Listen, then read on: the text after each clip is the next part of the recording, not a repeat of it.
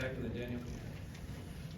Mike, another night when it seems like you're comfortable riding experienced guards, Miles, Trey, Anthony for big minutes in the second half. Just how much are those guys kind of providing a platform for this team right now?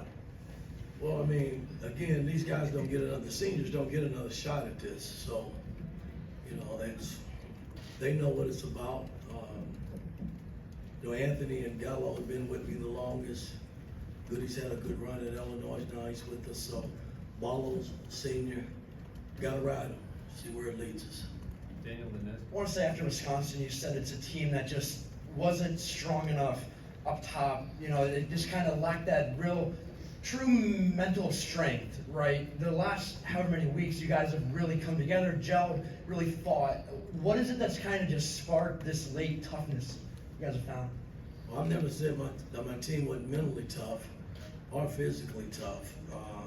I think at the end of the day, we've lost some games that, I mean, we were right there, man. A bounce of the ball here or there. You know, we're probably not even having this conversation, but these guys are playing for something. You know, we're trying to get in the tournament. And, you know, we got 3 games left. Got to go out west now tomorrow, and we got a few days to prepare and get ready for Washington. Niz and then Trevor. Yeah, Mike, Trey's had an up and down season, you know, lost his starting job when he kind of went into that shooting slump. You go back to him. What gave you the confidence that he'd step back up for you, and how have you seen him kind of handle the adversity he's faced from kind of the injuries, losing the job to getting it back this season? Well, he's had a tough go at it. You know, you guys gave him a hard time at one time. I mean, there's a lot of things, man. I mean, but I never stopped believing in Trey. I mean, Trey's been with me the longest. He's put up with a lot of shit from me, and you know, I mean, I trust him. You know, I mean, he does a lot of good things on the floor. Yeah, he makes mistakes. You know, they all do. I make mistakes, but at the end of the day, I know he's going to play hard and give 100% when he's out there, and that's all you can ask. Trevor and then Tom. Yeah, Mike, Penn State had a lot of success in the first meeting, going to the basket, and then in the first half. But second half, you guys seemed to shut them down a lot more. Was that a defensive change at halftime, or just more execution? What kind of led to that? Well, you know, when we played them up at their place, you know, the first 7 minutes, they got like 12 points just on backdoor cuts. And that was something, we gave up 2 tonight.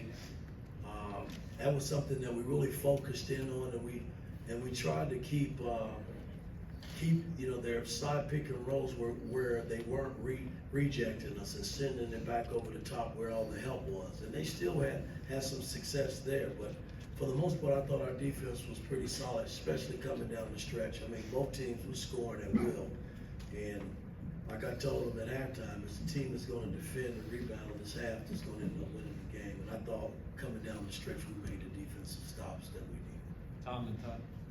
Mike, if you could just real quick, Malik situation, and then secondly, a lot of times people talk about down the stretch of the baskets, but if you can talk to just how well your defense has been in closing out games here this last week.